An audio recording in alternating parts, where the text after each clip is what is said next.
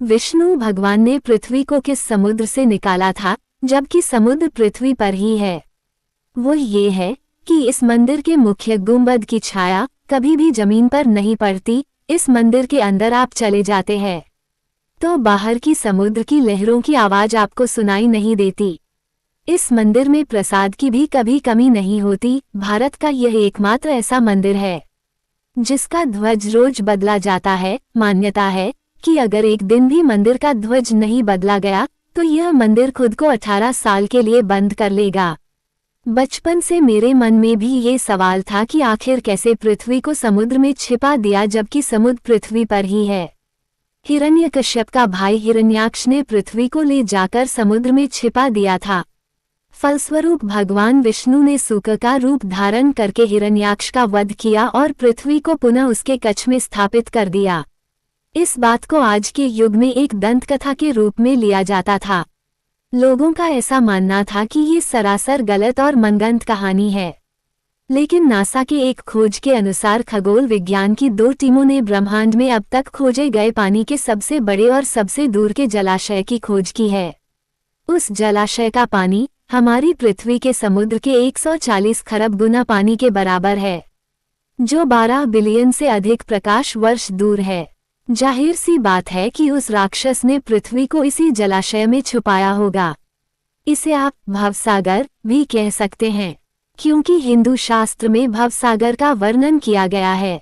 जब मैंने ये खबर पढ़ा तो मेरा भी भ्रम दूर हो गया।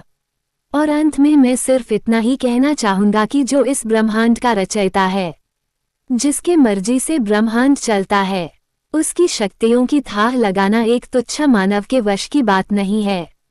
मानव तो अपनी आंखों से उनके विराट स्वरूप को भी नहीं देख सकता। जिस किसी को इसका स्रोत जानना है वो यहाँ से देख सकते हैं। कुछ बेवकूफ जिन्हें ये लगता है कि हमारा देश और यहाँ की सभ्यता गंवार है, जिन्हें लगता है कि नासा ने कह दिया तो सही ही होगा, जिन्हें ये लगता है कि भारत की सभ्यता, भारत का धर्म और ज्ञान विज्ञान सबसे पीछे है, उनके लिए मैं बता दूं कि सभ्यता, ज्ञान, विज्ञान, धर्म, सम्मान भारत से ही शुरू हुआ है। अगर आपको इस पर भी सवाल करना है तो आप इतिहास खंगाल कर देखिए। जिन सभ्यताओं की मानकर आप अपने ही धर्म पर सवाल कर रहे हैं, उनके देश में जाकर देखिए। उनके भगवान तथा धर्म पर कोई सवाल नहीं करता, बल्कि उन्होंने अपने धर्म का इतना प्रचार किया है कि मात्र 2000 साल में ही आज संसार में सबसे ज्यादा ईसाई हैं। और आप जैसे बेवकूफ़ों को धर्म परिवर्तन कराते हैं, और आप बेवकूफ़ हैं जो खुद अपने ही देश और धर्म पर सवाल करते हैं। अगर उनकी तरह आपके भी पूर्वज बंदर थे तो आपका सवाल करना तथा ईश्वर पर तर्क करना सर्वदा उचित है। कौन होता है नासा जो हमें ये बताएगा कि आप सही हैं या गलत? हिंदू धर्म कितना प्राचीन है इसका अनुमान भी नहीं लगा सकता नासा। जब इंग्लैंड में पहला स्कूल खुला था तब भारत में लाखों गुरुकुल थे, और लाखों साल पहले 4 वेद और 18 पुराण लिखे जा चुके थे। जब भारत में प्राचीन राज्य प्रथा चल रही थी तब ये लोग कपड़े पहनना भी नहीं जानते थे। तुलसीदास जी ने तब सूर्य की दूरी के बारे में लिख दिया था जब दुनिया को दूरी के बारे में ज्ञान ही नहीं था। खगोल शास्त्र के सबसे बड़े वैज्ञानिक आर्यभट्ट जो भारत के थे, उन्होंने दुनिया को इस बात से अवगत कराया कि ब्रह्मांड क्या है, पृथ्वी का आकार और व्यास कितना है। और आज अगर कुछ मूर्ख विदेशी संस्कृति के आगे भारत को झूठा समझ रहे हैं तो उनसे बड़ा मूर्ख और द्रोही कोई नहीं हो सकता। ये अपडेट करना आवश्यक हो गया था।